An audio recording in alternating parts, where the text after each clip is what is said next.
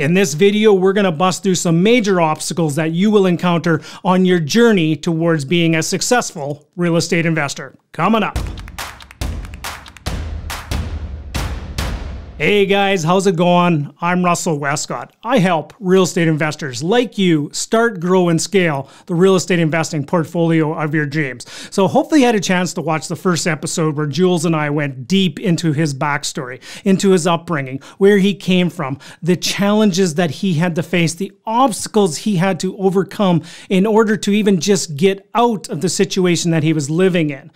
We went deep into his backstory. In this next part of this interview, we're actually going to go into the story about his real estate investing, where he got started, the inspiration. You know, I'm going to share with you, I'll give a little bit of the story away, just between you and me if you're watching this. Jules got his start in real estate investing from an infomercial.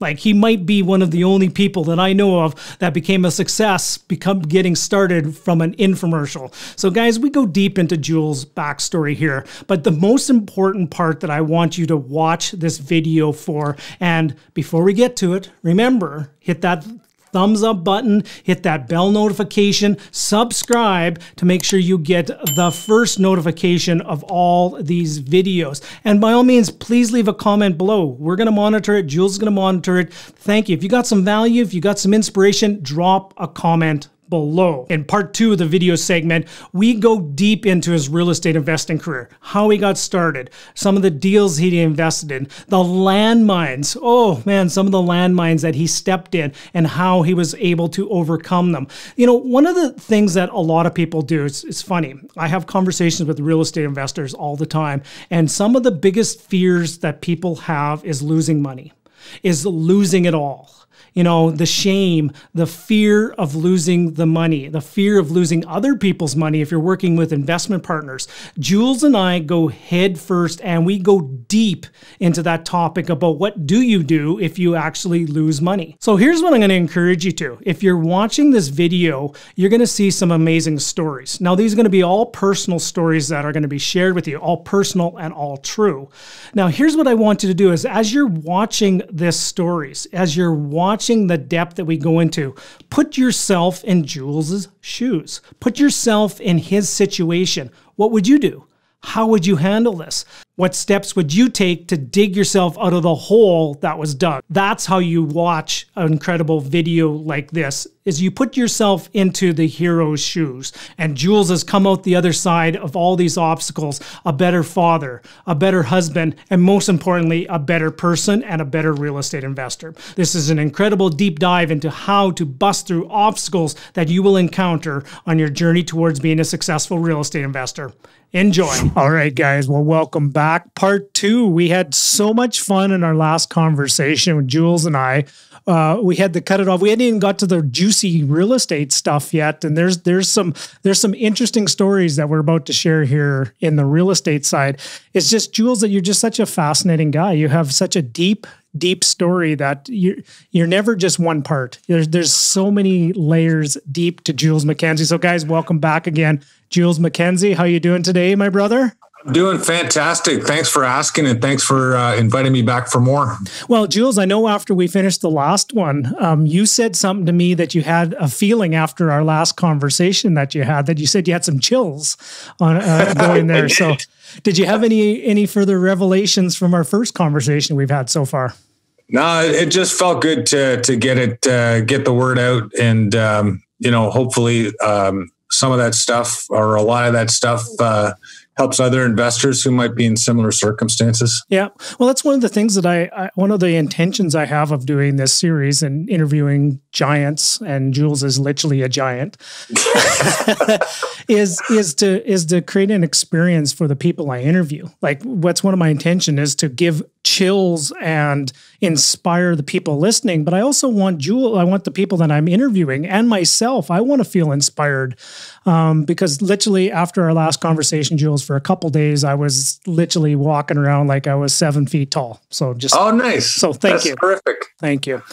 Okay, so we are going to transition the conversation here today into a little bit more of a real estate conversation. So if you guys had not seen the first one, We set up the backstory. Jules talked a lot about his upbringing, and it was not a traditional upbringing by any stretch of the imagination. A lot of the obstacles, a lot of the, bigotry and hatred. And, one of the things I wrote down from the last one that really struck home was how powerful language is and our words are with things like you shared that, you were called savages where you grew up, and now how you're using that exact same word as how you describe sometimes how when you work out and I had a savage workout, right? Yeah. So it all depends on the intention and the context you use words, right? Exactly. Words are very powerful, and you particularly got to be careful with the words that you're sharing with yourself up here, because that cassette tape is running constantly. And you want to make sure that you're providing the best information and the most inspirational messaging that you can to yourself. Now, for those of you younger folks and millennials, when we talk about terms like cassette tapes, that's just think MP3 players or iPhones. Yeah.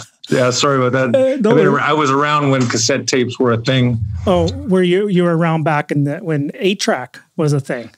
8-track was a thing too. Yes. Did you have an 8-track player in the old Pontiac Trans Am?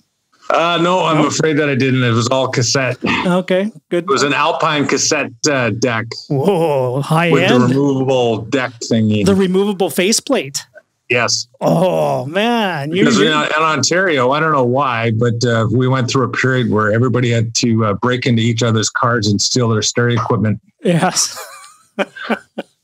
Oh man, we're gonna go down some rabbit holes again here today. So, but I have a feeling we are. Yeah, but we're definitely gonna get into real estate. So, so the message I want to say first of all, guys, is make sure you listen to that first one. You don't need to listen to the first one to get a lot out of this one, but the first episode will give a lot of context to a lot of the stories we're about to share.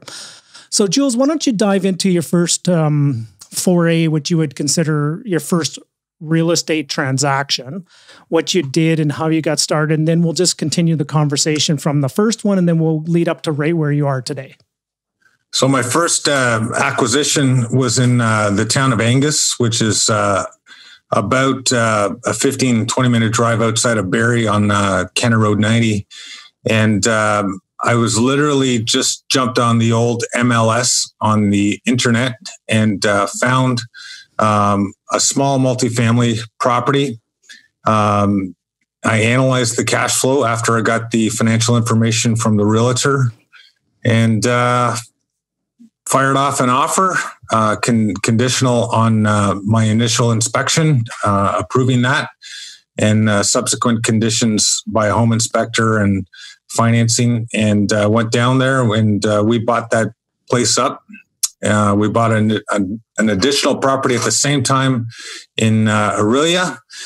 And we did those two transactions believing that the cash flow was going to more than support our lifestyle and change the world and part the clouds and make the sun come shining down. Yeah, Eddie Van Halen would be playing, on the guitar. Oh, absolutely. Yeah, just everything would come out. Yeah, all smelling like roses. And but before, so what year was that, Jules? It was 2001. So I'd attended a couple of courses put on in Mississauga, Ontario by a U.S.-based trainer. And, a lot of those techniques weren't very applicable to the Canadian market. Yeah. What led you to that event? Was it something that maybe you read or a book, or what was the light bulb moment that decided that real estate was what you wanted to jump into? So there was a time, and I might have mentioned this in our previous broadcast, that we were part of the Amway Quick Start type network marketing business.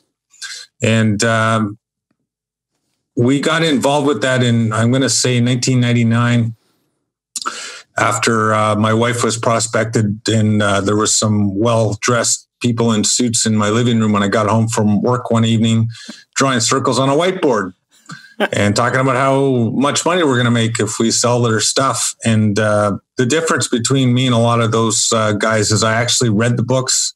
I listened to the cassette tapes. Yes, I said cassette tapes again. Yep. And I went to the seminars, and I actually absorbed a lot of the materials. And I learned how to cold contact people, strike up conversations with people I have no affiliation with, no association with. And we carried on that for a couple of years. I was out cold contacting all over the GTA, downtown Toronto, like everywhere. And my wife called me in tears saying, "That's enough's enough. Like it's just, this is just not working for us." And I remember driving home and Ange and I having a conversation, and I told her, I said, "Okay, all these books and tapes you've subjected me to has caused my brain to go like this.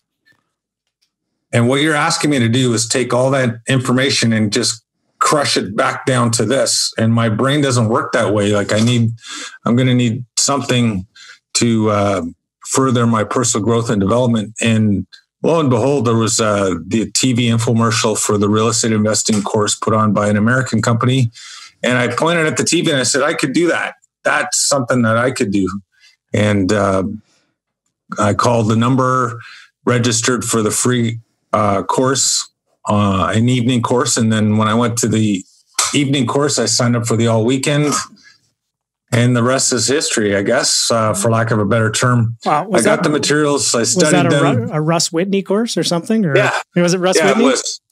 Yeah, it was. Oh my goodness, Jules. So you are a quintessential infomercial person, where you started from an infomercial, which led you down this whole path. Yeah, absolutely. It did. Yeah. So guys, any of you that make fun of people that have watched infomercials and stuff like that, we're looking at a success story from an infomercial.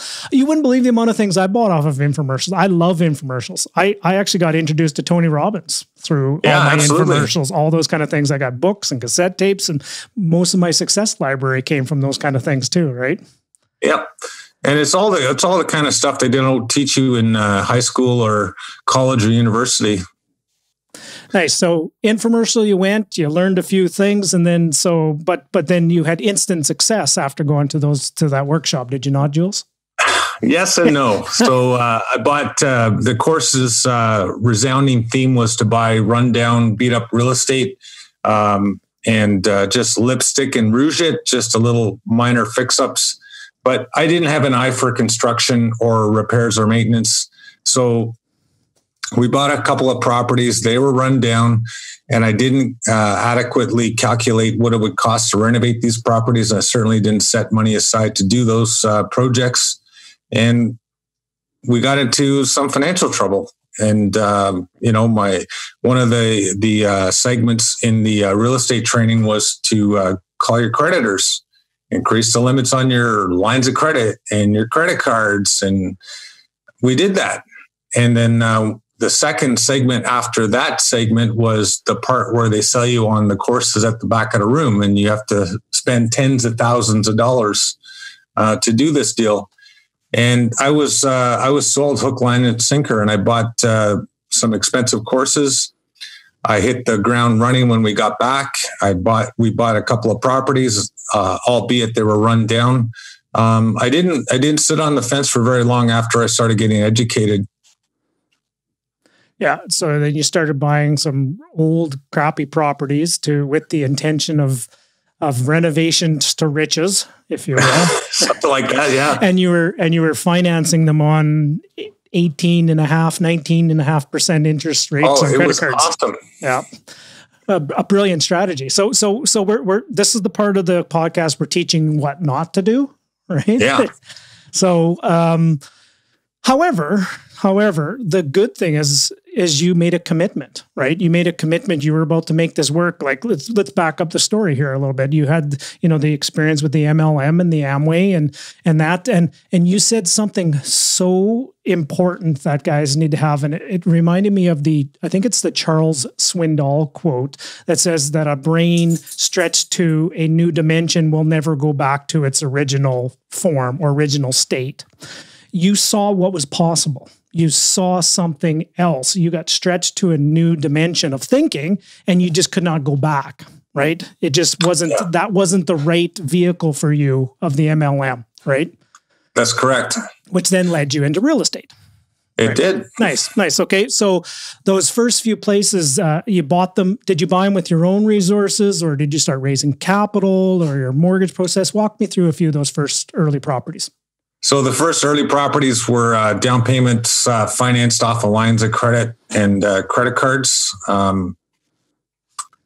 And of course, I didn't adequately account for carrying the debt load that would be acquired. We started out with 80,000. I think we went up to almost 140,000 in credit card line of credit debt. I did the best that I could, but when you make a big splash like that, and you're not making the right assumptions going in, that's when you get into trouble. And part of my personality was, and sometimes still is, I have to be aware of it, but I force outcomes. So if something's not working right, then I force it and I make it work. And you can end up paying for those kind of mistakes harshly, and they can cause a deep amount of pain and embarrassment. And I was certainly no exception. So your intention was to buy, renovate, and sell, I would imagine, or were you going to rent them out? Was it kind of a flipping strategy, or what was it? It was just a strategy to buy real estate. No strategy. Yep. There was the no strategy. It was just like, do this, and this is what you're going to get. Yeah. And I still had the stars in front of my eyes from attending those glitzy and glamorous seminars put on by the Amway people. Yeah. And I thought that the real estate, buying a few real estate properties was going to get me there. But, it's a little more sophisticated than that, as I quickly learned. So would you say your early properties that you transacted was a little bit more ego-driven, that it was driven from a standpoint that you had to prove you could do it, and it was more look at me, as opposed to buying real estate intentionally on purpose? That's right. Yeah, it totally was. And like I said, I ended up forcing those outcomes, and it cost me a lot. Yeah. So those first few places, did you make any money off those first few places? Were you able to sell them, or did you just kind of go a little deeper in the hole? What was the... So I'll tell you a little bit further on in that story. After we did those acquisitions and kind of parted ways from that American-based company, I started getting mentorship from a guy named Darren Weeks, and he's better known as one of Rich Dad's advisors. Yep. Canada's Rich Dad is what he originally was known way back in the day. Which I don't think he was. I don't think he had the right to use that term. But anyways. Anyhow, he's still. I think he's still kicking around. He's probably down in South America, putting on seminars and helping people to learn about investing in personal finance, which is what he did for me. And we played the cash flow board game in Toronto. There was probably 18, to 25 people getting together, and I was in some financial trouble, and my wife was pretty disheartened and discouraged by this time. And I told Darren, I said, he was inviting me to this weekend seminar, because a Canadian guy was going to be opening up a REIN chapter in Toronto. And I said, well, I'm basically told him I was underwater financially. I didn't foresee any way to get out of it other than to sell at a loss and, take a hit on my credit. And he said, well, you just got to come and check out this Don Campbell guy just one more time. And I remember that weekend coming around and Angie says, so you're going to leave the credit cards at home. You're not going to join anything. You're not going to sign anything. You're not going to buy anything. You're not going to do anything unless you check with me first. And I said, oh, yeah, absolutely. Of course. So I drove down to the seminar. It was a Raymond Aaron seminar, who's a big personal growth and development guy. And Don started his talk. I actually was at the back of the room, and I didn't know Don from a hole in the ground. And I introduced myself. I gave him my business card and, introduced myself to Don. Not even realizing who he was. And he got up and started talking about Canadian real estate investing. And he talked about this thing called the top 10 towns. So I was listening. I sat down at a table in the back, and he proceeded to talk about areas of the Junction in Toronto. We all kind of went aghast on that one.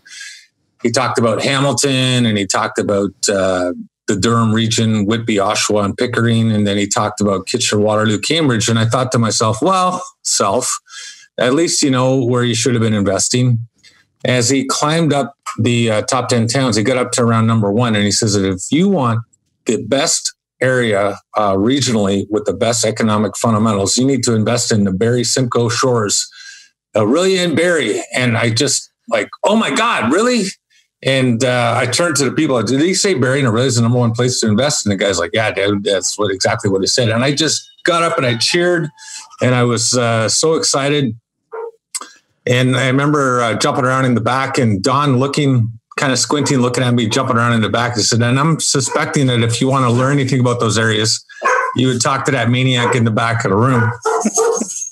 Sorry, I got dogs here too. Yeah, it's your turn. Yeah. Let me just get the door. Hi. I'm just in an interview. You can go in the living room, okay?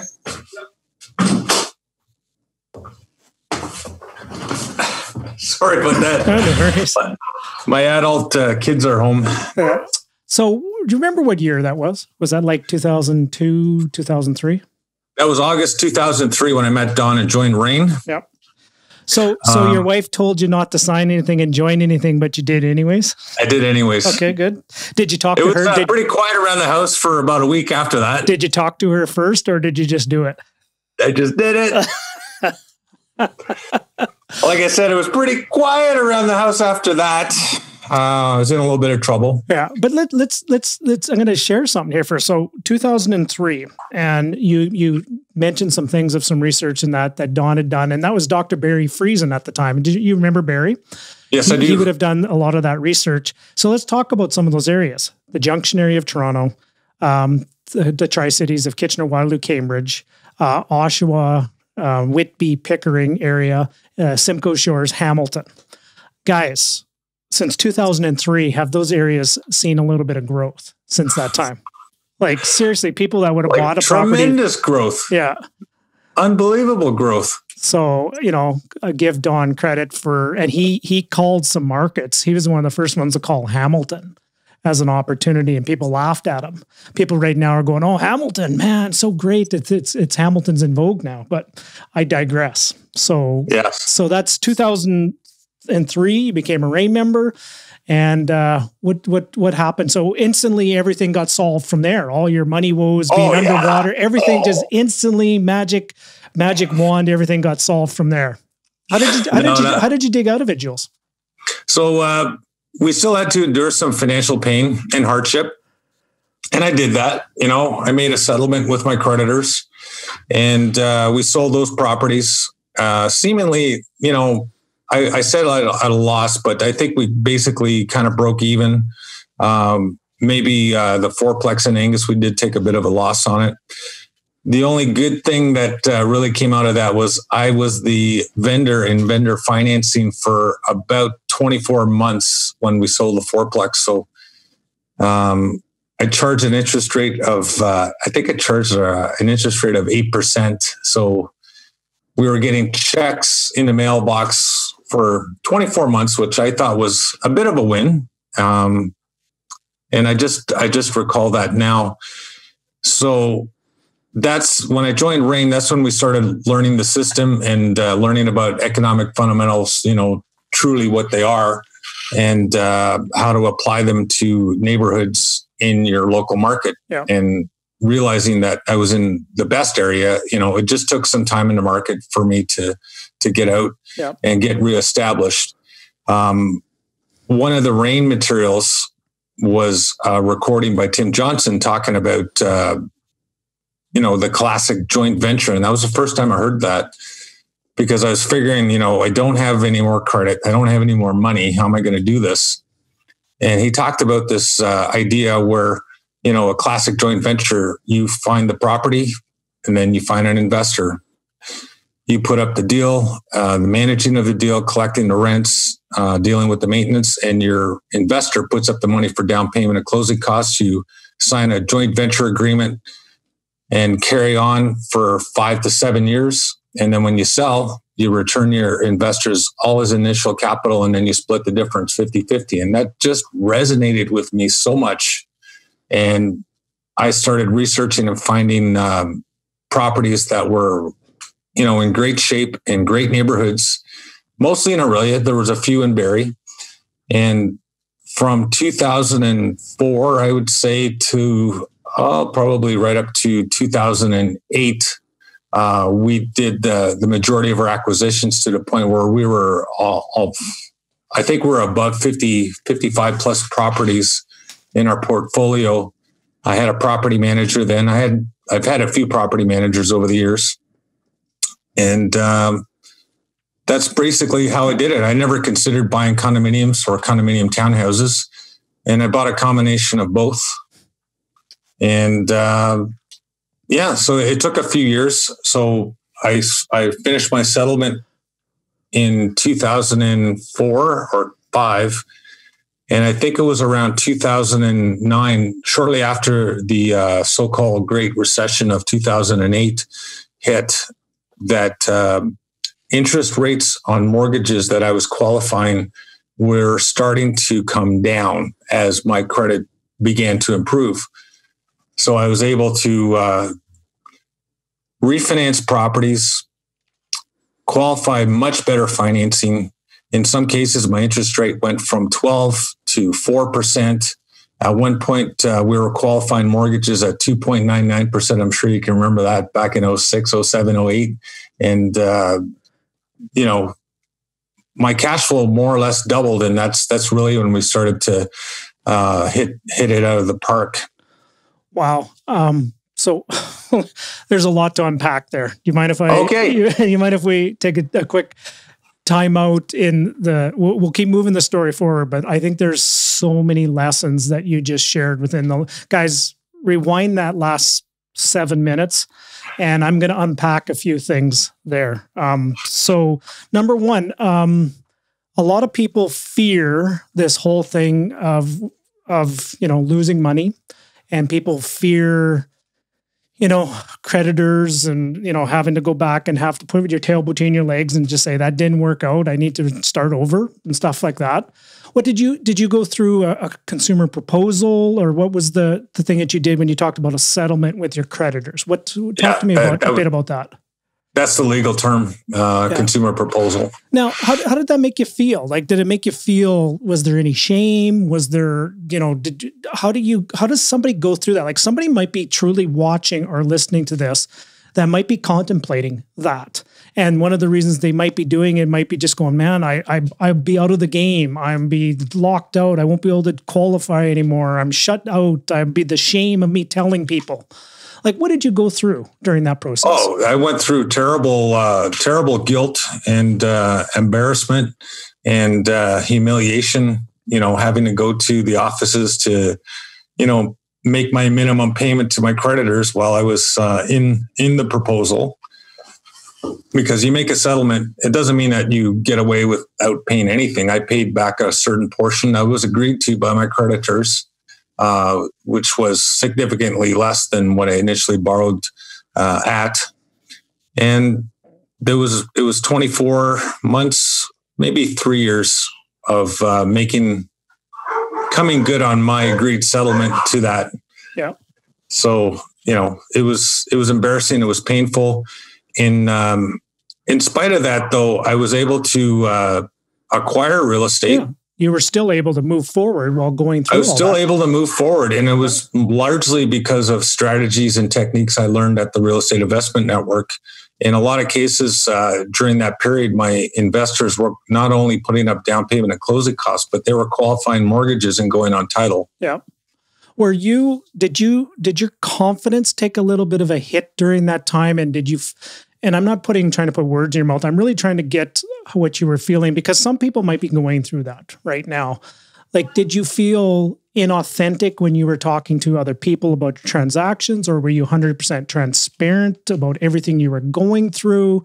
Like, how does somebody move forward while going through something like that? So it was a combination of like a teeter-totter. So I was having good days and I was having bad days. On the bad days, I felt guilt and remorse and shame for, the financial mess I caused for my family. And then on good days, I realized that I'm still in the number one area to invest in residential real estate. And I know these neighborhoods better than anybody in the rain room, because a lot of my investors initially came from the real estate investment network. So I knew that I still had something valuable to provide. And I attribute my ability to overcome that to my early training in network marketing with the books, tapes, and seminars that helped me to, for lack of a better term, suck it up and get this job done of acquiring real estate to make a financial positive difference in our lives. Yeah, and to take a story from the first segment that we shot about with your alcoholism and your AA program and your sobriety of one day at a time, a lot of those things really served you of helping you get through this. Absolutely. Yes. Right. So interesting how things that happen to us, happen for us, and are a blessing to help us deal with things as we go forward, are they not? Absolutely, they are. Wow. So okay, well then here's a line of question I'd ask you is, you shared with, did you share with the investors that were investing with you what you were going through? Did you share the story? Okay. And some people will go there and they still believed in you and still trusted in you and still wanted to invest with you. Did they not? When the biggest deal that I ever did, and still is, was a 38 townhouse purchase in Aurelia. And that was in 2005. And I was right in the middle of my settlement. So I couldn't qualify mortgages. I had no credit available. I had no cash available. Yet I as a result of my training and as a result of my affiliation with the Real Estate Investment Network, I was able to raise the $1.5 million with 6 key investors and purchase 38 townhouses in one transaction.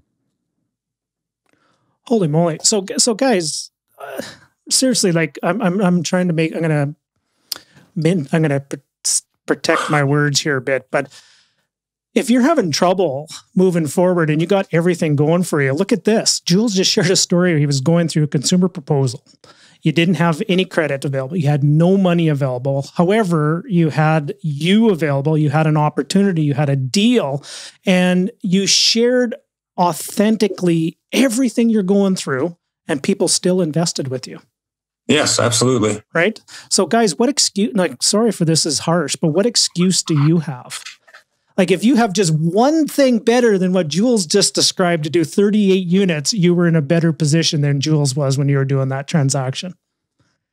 I didn't know that, Jules. I honestly did not know that part of what you were going through. I knew you were doing these deals, and I saw that, and you were doing infomercials and you were sharing all the wonderful things, but I did not know you were going through that in behind the scenes in the background. And good for you for sharing that with the people that you're working with you, because I have a feeling those people trusted you more if you could share that with them. Oh yeah, definitely. Some of those, just a couple of those investors are still our investors today. One individual, I met him when he was attending UFT, and he was over here from his home country in Singapore, and he became one of my investors in 2006 and 2007 and 2008. And, he qualified the mortgages better than I could. And he wasn't even a permanent resident at the time. That's just the reality of it. And that guy, we still have one property with him. And when we started selling a big sell-off, and this is years later in 2015 and 16, 17, we started selling off some of our investor-owned properties to pay out subsequent debt and pay out subsequent investors.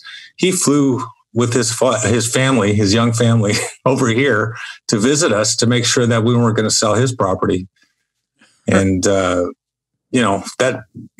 that sure was commitment. And I was very touched by that because, he believed in me back then. He knew I was feeling rather beat up, and he still believes in me now. Yeah. And he still wants to carry on this business relationship that we have. Wow. What a story that just says it's about the relationship more than anything. Yeah, absolutely. And if it was built on the finances and the numbers and that only, it probably wouldn't work. I don't think so. No, I don't think so. There's something that people want to bond with. And as you can recall, in those early days, I was excited. I was enthusiastic. I was yipping and hollering in the seats to the speakers on the stage. And that energy that I put out, that gave something for people to bond with. And, that's an attitude that I still try to carry on today. Well, and don't take this the wrong way of this comment I'm about to make next but at that time, that's really the only thing you had going, really.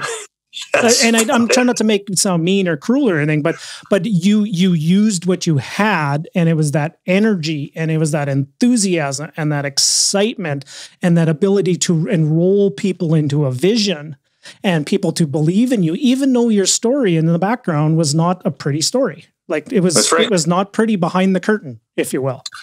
Yeah, that's right. And I was willing to do it because I knew. I honestly believe that this was my one chance to redeem myself and get back on the investment train.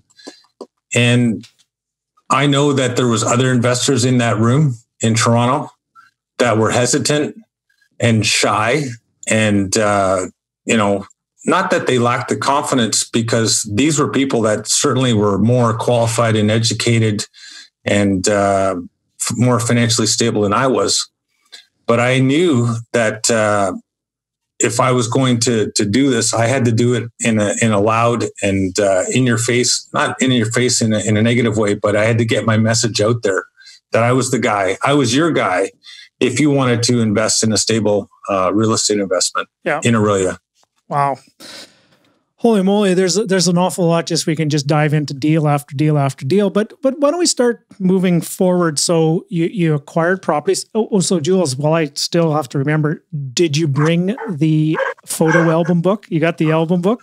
Okay, we're gonna. So Russell, this is my very sophisticated presentation material. Yes. So guys, I'm just going to preface this, and I'm going to put some context. If you're listening to this on audio, there is a video that I'm also recording as well.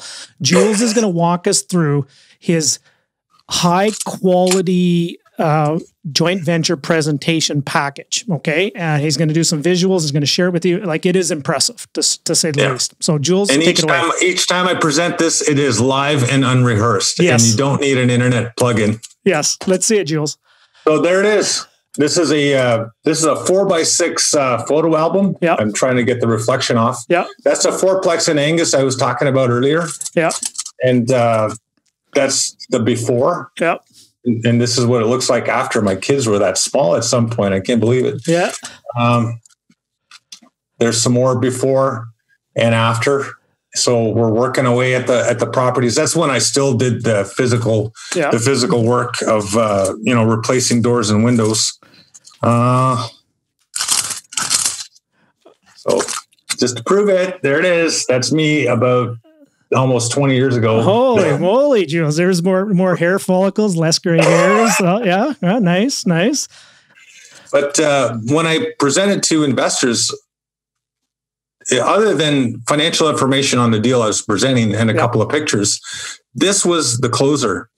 This is what people bonded with, because I had put my heart and soul in these two properties, and I still collected before and after pictures, even though we went through some rough times with those properties.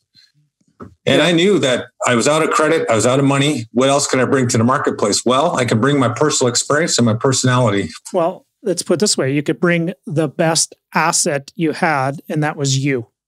Yes. You brought you, right? Yeah. And you showed up powerfully. You showed up authentically. You showed up with enthusiasm. You showed up with passion, and you showed up with a willingness to help and serve other people. That's correct. Right? Yes. So, I hope I recorded that. We'll put that in. If we could put that in a little bottle, and we could name it Jules or something, right? And that could be like a little energy drink we drink or something that. The pop will it'll just get you going. Yeah. So guys, I hope you're getting this. For if you're not watching this, maybe find the YouTube channel and pick up it on there and take a look at it. But we're talking, you don't need a fancy 3-camera video shoot, and you don't need virtual tours. You don't need a lot of those things. You did with what you had, and what you started with was just bringing authentic you to the table. And things have changed a little bit over time, but you still bring you to the transaction when you're working with people, right? Yeah. Right. Wow. Absolutely. So, I again, Russell, I just want to emphasize that I was a police officer. I think about 11 years of service time. And apart from work, I was a natural introvert. I didn't naturally open up and speak to people. However, after my experience with the Amway business, the books, tapes, and seminars, I learned how to open up and I learned how to communicate. And just Tommy Hopkins type sales books. There's How to Win Friends and Influence People. Like, those were books that really changed me. Yeah. And I'm glad that they did, because I really think that reading those books, and I didn't read very many books after high school, it really changed my life and improved it and enhanced it for the better. Yeah. So really, it wasn't just the reading of the books. The reading of the books, I would call, got the inspiration and got the juices going, but then you implemented with velocity. Really was the key component of it. You need the inspiration to get started, but you need the implementation to keep going, right? Yes. Okay, so let's, in the sake of time, we could go through many, many layers and many details of things, but what does your portfolio kind of look like now? And what are you investing in now? Like, I know we shared a little bit before, but what does your portfolio look like now? And is it a different financial picture now than when you first got started? Well, yes, of course. The financial picture is much, much better. Those townhouses I purchased on the big 38 townhouse deal were $107,000 back in 2005. I sold, I'm selling the remaining homes that I have in that complex, and the average price is around $265,000 to $280,000. And we're doing pretty good. In 2005, there was 22 of those homes left in the portfolio. And I'm only speaking about the townhouses in Aurelia. So I went and sought financing because some of my investors were approaching their retirement age and saying, okay, man, we had this run, it was good, but I want to retire and get out. So I went out and tried qualifying multiple mortgages just at the same time when OSFI decided that Canadians, particularly experienced landlord Canadians, should only have 5 non-owner occupied mortgages. So I had to go and get financing from a few B lenders. There was an A lender in there in the mix, and I'm grateful that they stepped up to the plate. But there was a couple of B lenders. One was a local credit union, and another one was a company called Equitable Bank, who loaned me money. I split the 22 with another one of my subsequent investors. And he paid me out on his 11. I paid him out on my 11. It was a bit of a wash, but we paid out subsequent investors and then just hung on to those. So we've been selling those off. I've helped my son and his girlfriend purchase their duplex that they're living in last year with sales proceeds, and reinvested into his home. And I helped him qualify a mortgage. Unfortunately for him and his girlfriend, having no credit can be worse than having bad credit. So the best we could do was qualify a mortgage from Home Trust at 6 3/4. So he had to bear some pain to the tune of several $100 extra a month in living costs. And then just before the pandemic hit at near the end of February, I helped him refinance that mortgage with the same local Meridian Credit Union up here in Aurelia. His interest rate went from 6.6 3/4 to 3.14. So essentially, his living costs were cut in half, and his rent from his apartment and his roommates' rent more than cover their mortgage payment, property taxes, and insurance on a monthly basis. So, wow. Yeah, they've been skateboarding and doing artistry, and he plays in a band, and he's having a good life. Nice. Congratulations.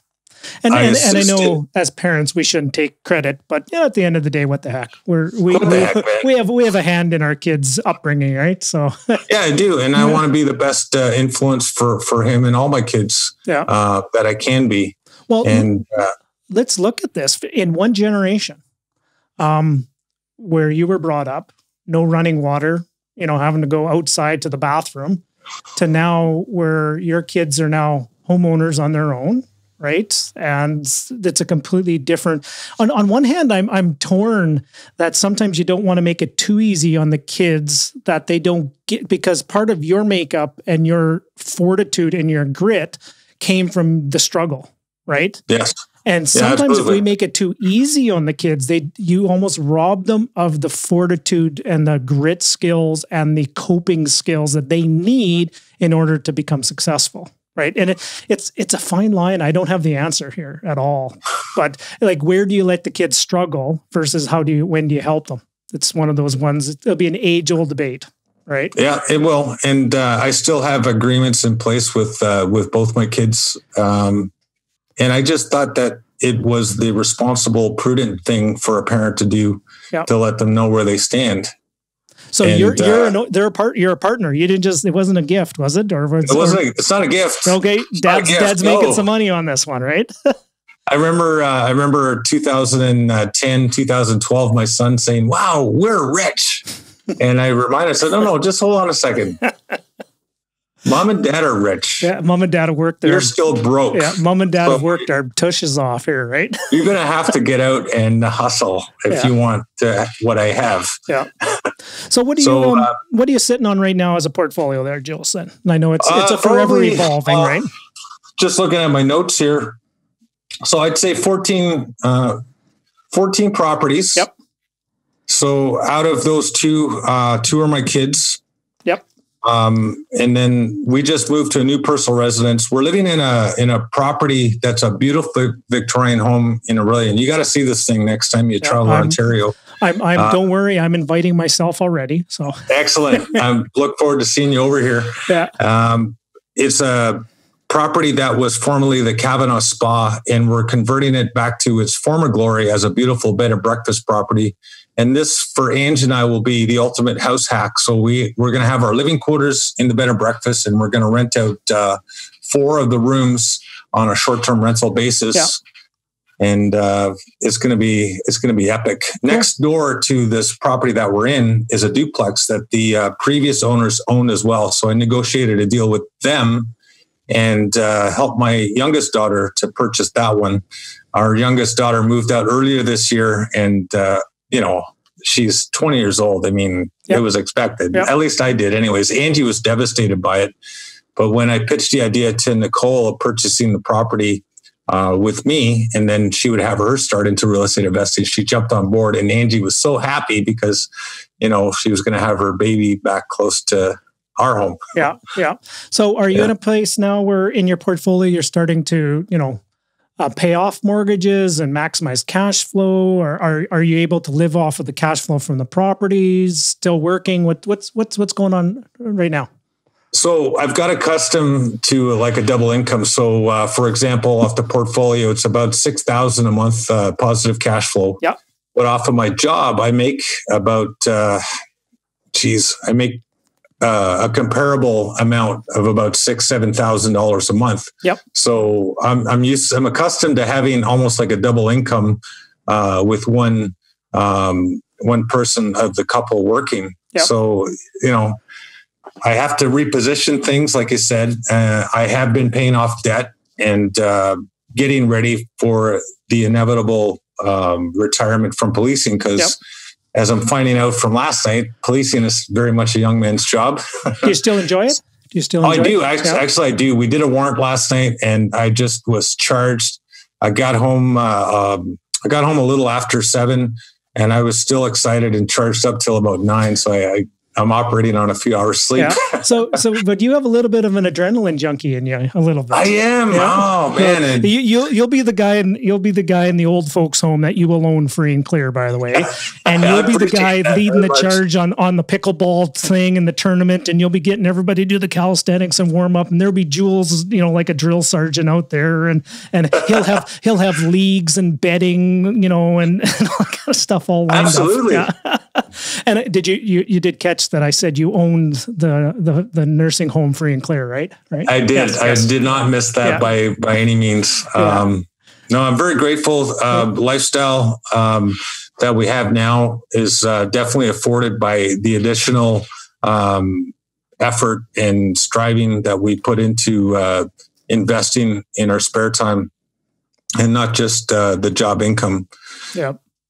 Now, I know we could do another part of this, but I do want to be completely respectful of your time here. And I do understand you're going on a few hours sleep after. You did share a little bit about everything on that warrant you had to do last night. And the guys, that could be another segment of just some of the police trials and things that you've gone through. Oh, it's just the 4 major food groups, guns, drugs, money, and prostitution. Yeah. Just you touched it all, right? Yeah, it's not any different than anywhere else in this country. Would that be like a grand slam out of the park home Last run? night was out of the park. Okay, it was awesome. It was totally awesome. So a couple things before I have two questions. I do want to that I wanted to follow up from last our first segment. One that I want to talk about what's next for you. And before we get to those two things.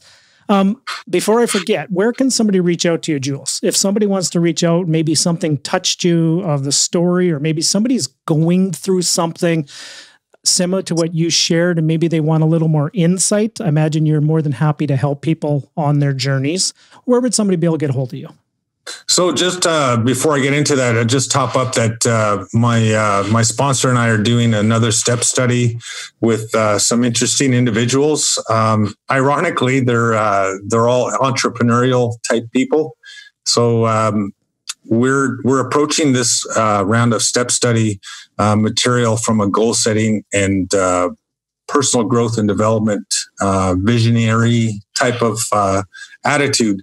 And because the pandemic is still on, we're doing our step study over Zoom meetings. Yep. So there's material we write, and we have to answer questions. We have to read the big book and do all those kind of things and share.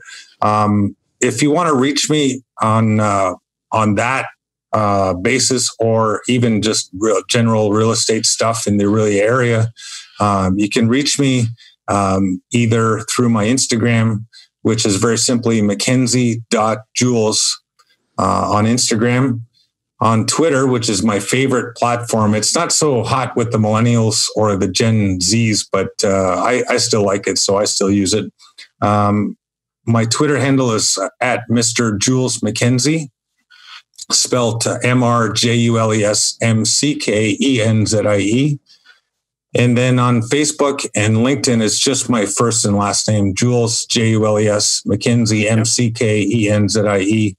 And I've been on a few podcasts, Russell. I'm just not willing to give out my email address over the medium. Understand. And if somebody reaches out to me in direct message, either in LinkedIn, Facebook, or the other two platforms, Instagram or Twitter, I'm happy to get back to them. And if I feel that it's warranted, then I'll share that additional information to. Well, you're still partially in the witness relocation program, right? Something like that. Yeah. Awesome. So Jules, you've been there, you've done that, you've conquered some amazing mountains. Like you truly have. You're now giving back and helping younger people at the same time. You're I think you do Big Brothers. You've helped different things like that. What's next for you? Like what is the next chapter in the story of you? Interesting. So I got about less than 3 years to go with policing, and policing is a noble profession, a noble career. And there's a camaraderie that you wouldn't believe in policing. And I fully respect and love my brothers and sisters in policing. even during these turbulent times, I've lost a few friends to, unfortunately, suicide. So I'm cognizant and aware of those things. So when I leave policing, no disrespect to the profession, but I'm done with policing. I'll be out of there. I'm looking at re-educating myself. I'm reading more books about cash flow and real estate investing. And I've applied to do a course. I was scheduled to do a course earlier this month put on by the CCIM, which is a Certified Commercial Investment Membership, which is a designation out of Chicago, Illinois. All things commercial real estate, commercial office, commercial retail, commercial multifamily, light industrial, heavy industrial, land assembly, all those kind of things I want to learn about. And then when I retire from policing, I'm going to transition into a more bigger projects, but on a very calculated risk basis. And I want to be that investor again that provides great returns for my investors. So interesting to note, you're almost a 20-year veteran of this, 2001, right? So guys, I hope you picked that up. Here's a 20-year veteran who is literally feeling like he's just getting started. Absolutely, yeah. Right? And everything you've been through has just led you to this point to just take things up to the next level. And I think you have some pretty big ambitious goals here too, don't you? Absolutely, I do, yes. Right? Because you're not going to let all those life lessons go to waste and not share that, right? Yeah, that's right. Right? Yeah. Well, and that's one of the reasons why I wanted to bring you on to the podcast and share your story is, number one is I wanted to just reconnect because every time I have a conversation with Jules, I feel like a better person. So first of all, it's all about me, right?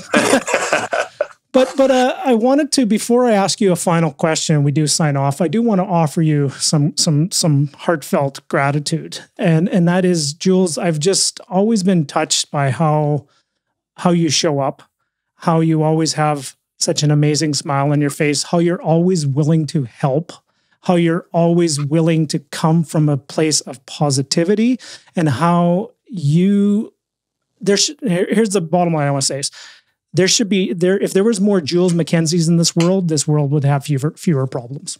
I appreciate that. That's tremendous, Russell. Thank you very much. And that's just the kind of guy that you are. So here's the last question I want to leave you with. And it's with everything you've gone through, with your backstory, starting way back in the day in northern Quebec and no running water, and the young man looking out down the road, seeing the gravel road, and then there's the pavement just on the other side, right? If somebody's listening to this or watching that and they're feeling challenged, or they're feeling that they're a little bit behind everybody, or they don't have everything going on, what advice would you give to that person to maybe feel them a little inspired, to maybe pick them up, to just keep going when things look pretty dark? Well, I'd say a few things about that. Like, you can take the boy out of the country, but you can't take the country out of the boy. There's still some very valuable things that I learned from my past that I'll hang on to. And don't second guess yourself. You're more powerful and more resilient, and you have more abilities than you give yourself credit for. The challenges and the obstacles that you've overcome so far have been tremendous, and people will be inspired by that. But to truly make a difference, you'll have to proceed and persevere through some more of that stuff. But when you get to on the other side of those challenges and those obstacles, the reward isn't so much the money. It's just the idea that you chose to become more, be more, contribute more, and it's paying off. It's paying off with providing people good housing. It's paying off with people feeling better after they spent some time with you. Those are the things that at the end of the day really matter. Like for me now, wealth creation isn't so much about the money. It's more about the legacy of personal growth and development and inspiration that I want to pass on to my kids. I want to pass on to my inner circle, like yourself, and the rest of our friends in this small sphere of influence we find ourselves in. And I want to leave the community just a little bit better for being here. And hopefully that provides a truly a positive impact in this great country of ours. Wow. Can't say anything better. And Jules, you can mic drop moment. Jules has left the building. Jules, I'm gonna say something that probably guys don't say enough to guys, and we should say this more often, but I truly love you. I love you as another brother here. And and you're one of the good people. And the last thing I can say to just kind of end this would be just thank you. Thank you for everything you've provided and shared and everything you're about to do as well. So, well, in return, Russell, thanks for being a good bro. And I want to attribute a lot of my success to your endeavors in talking about investing on the Rain stage, because I really enjoyed your segments and your talks. And I'm so hopeful for the future because you're providing such an essential and needed service to the community. Yeah. Oh, wow. So, Jules, goosebumps and chills times 2. So, all right, guys. So, you know the drill. Wherever you're watching this, please, you guys got lots of value and tremendous amount of value from this. Leave a comment, leave a review, share it with others that are on their journey as well. And with that being said, goodbye, everybody. Have yourself a wonderful day. Thanks for your time. Have a good one. Bye for now. So once again, wow, I tell you, I know Jules and I had multiple times during that interview. Honest to goodness, the hair in my arm was standing up and I was having, goose pimples. So no doubt by you watching this video, you probably felt the inspiration. You felt the encouragement. You were rooting for Jules to overcome those amazing obstacles. That is the power of an amazing story. And that is the power of an amazing real estate investor like Mr. Jules McKenzie. So before I do sign off, Jules, I sure hope you get a chance to watch this. I know I shared this many times with you. I think you are one of the most inspiring people I know. Jules, you haven't even begun to discover what you can accomplish.